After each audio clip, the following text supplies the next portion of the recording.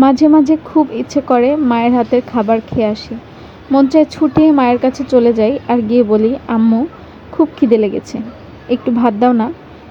তারপরেই দেখবো যে আম্মু দৌড় দিয়ে এসে এক প্লেট ভাত এনে দিয়েছে আর অনেক মজার মজার তরকারি আম্মুর হাতের। সেটা দিয়েই এক প্লেট ভাত তৃপ্তি করে খেয়ে উঠবো।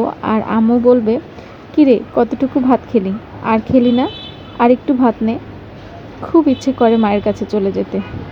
আর আগে যেই মেয়েটা নিজে কিছুই রান্না করতে পারতো না, এখন এক সংসারের মানুষকে রান্না বান্না করে খাইয়ে মাঝে মধ্যে নিজে এত বেশি ক্লান্ত হয়ে যায় যে নিজের রান্না নিজেরই খেতে ইচ্ছে করে না। তখন মায়ের কথা বড্ড বেশি মনে পড়ে আর মনে হয় ছুটতে চলে যাই মায়ের কাছে, মায়ের আদর ভালোবাসা মাখা এক প্লেট ভাত খেয়ে আসি। খুব খারাপ লাগে, কিন্তু তারপরও হয়তো বা প্রতিটা মেয়ের জীবনই এরকম। নিজের সংসার, দায় দায়িত্ব সমস্ত কিছু ফেলে রেখে চাইলেই মায়ের কাছে ছুটে চলে যাওয়া যায় না, চাইলেই মায়ের হাতের খাবার খাওয়া যায় না, চাইলেই মায়ের কাছে যেয়ে দুবেলা শান্তির নিঃশ্বাস ফেলা যায় না।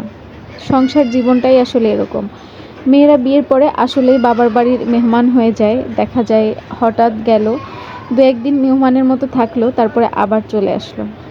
তো আজকে খুবই খারাপ লাগছিল, এজন্য এই ভিডিওটা পোস্ট করা। আর এই যে দেখছেন, আমার আম্মু চিতই পিঠার গরু মাংস রান্না করেছিল, গ্রামে গিয়েছিলাম তখন এই ফুটেজগুলো নিয়েছিলাম। আর আজকে বড্ড বেশি মনে পড়ছে মায়ের কথা, মায়ের হাতে রান্না খুব খেতে ইচ্ছা করছে। নিজের রান্না করা কোনো কিছুই যেন ভালো লাগছে না, কোনো কিছুই খেতে ইচ্ছা করছে না, মনে হচ্ছে মায়ের কাছে ছুটে চলে যাই আর আম্মুর হাতের রান্না করা খাবার খেয়ে আসি। কিন্তু তার তো উপায় নেই, তাই এই ভিডিওগুলো বসে বসে এডিট করছিলাম আর চোখ দিয়ে অঝরে পানি পড়ছিল। কেন জানি না এত বেশি আজকে আম্মুর কথা মনে পড়ছে আর কান্না পাচ্ছে।